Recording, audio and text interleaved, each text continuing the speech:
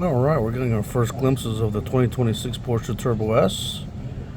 And it's supposed to be pretty soon, so they're thinking about 700 horses, and it may be hybridized also. So we're going to find out the details pretty soon. But here it is on the Nürburgring. It's getting some new updates to the styling, especially in the rear. New exhaust outlets, rear diffuser, redesigned tail lamps. There you go. Just kind of see, I'm sorry about how the camera's kind of making the image a little off there. Also, you're going to notice the new front end is very reminiscent of the new GTS that came out with the hybridized turbo power.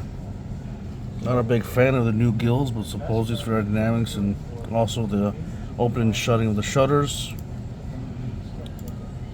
Looks like a new wheel design to a certain degree. Still got your ceramic brakes. Still gonna have the twin turbo set up with a dual clutch PDK.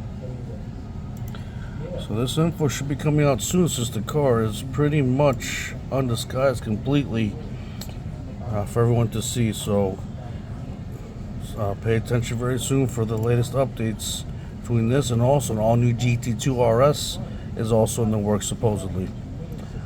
So once again, the 911 Turbo S for 2026 should be pretty interesting. Please tune in for other videos and give me some comments below what you think. Have a great day.